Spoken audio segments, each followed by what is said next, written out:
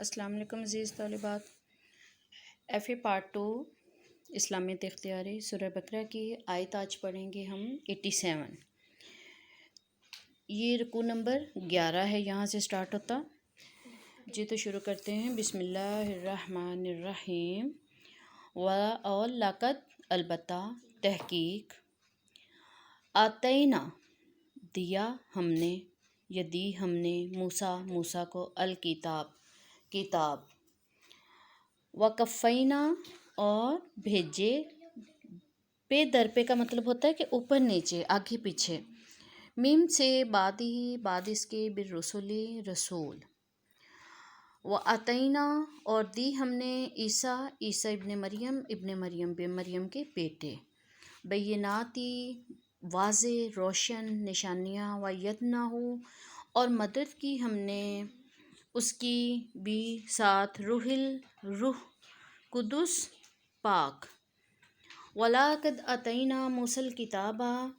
وَقَفَّيْنَا مِن بَعْدِهِ بِالرُّسُلِ اور بے شک ہم نے موسیٰ کو کتاب دی اور اس کے بعد آگے پیچھے پہ در پہ یعنی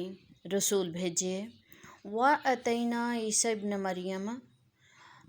مریم البینات وَأَیَّدْنَاهُ بِروحِ القدس اور ہم نے عیسیٰ ابن مریم کو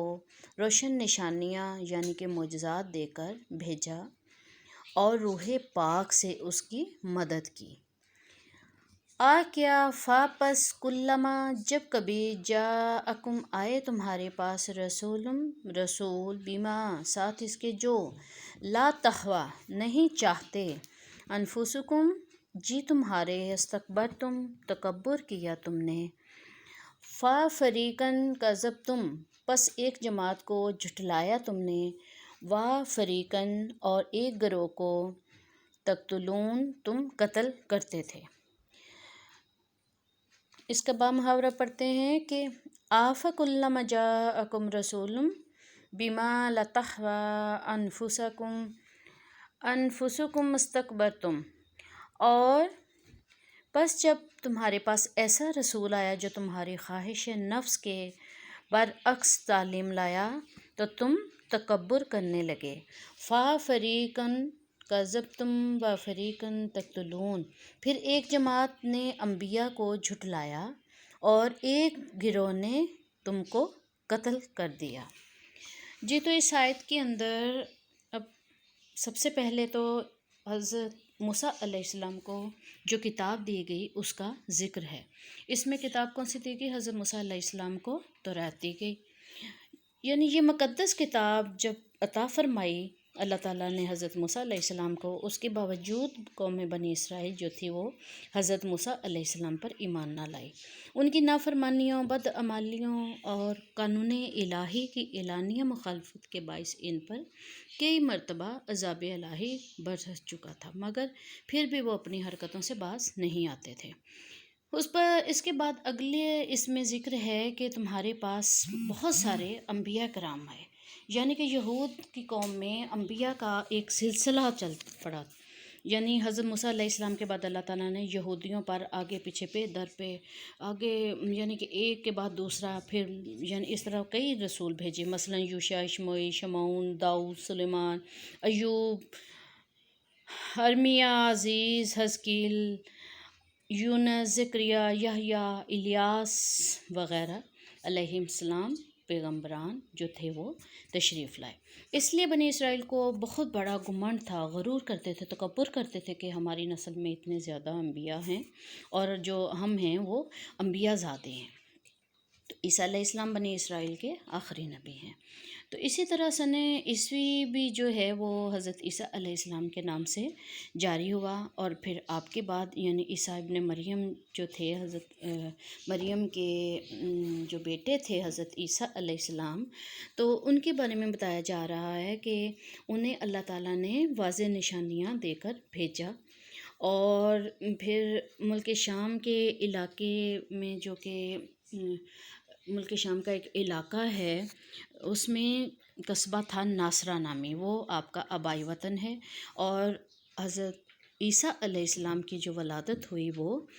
بیت المقدس کے ایک کونے میں ہوئی، اور حضرت مولانا عبد الماجد دریا آبادی کی تحقیق کے مطابق حضرت عیسیٰ علیہ السلام کی ولادت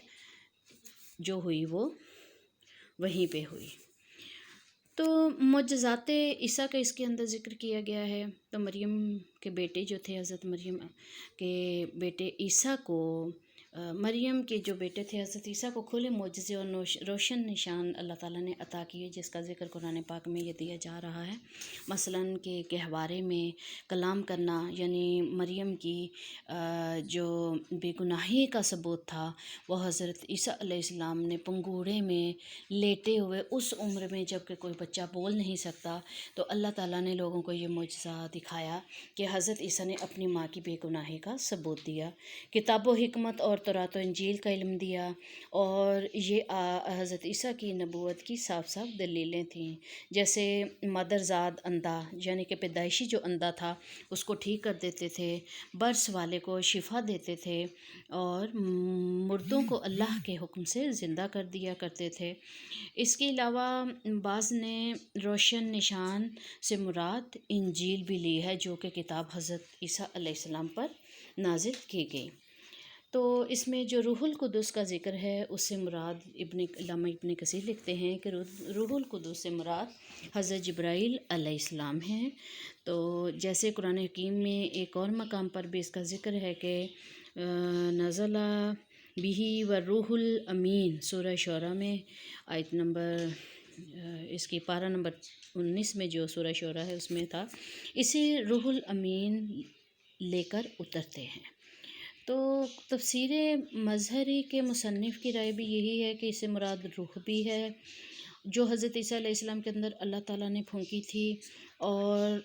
قدس یعنی کہ پاک سے مراد اللہ تعالیٰ ہے۔ تعظیم کے لیے اللہ تعالیٰ نے اپنے ذات پاک کی طرف نسبت فرمائی ہے، جیسے بیت اللہ یا دوسرے معنی میں قدس روح کی صفت ہے، اور جبرائیل علیہ السلام اور عیسیٰ علیہ السلام کو گناہوں سے پاک ہونے کی وجہ سے فرمایا ہے، یعنی کہ مقدس اس لیے انہیں ٹھہرایا گیا، اور حضرت عیسیٰ علیہ السلام کی ولادت میں شیطان ان سے دور رہا۔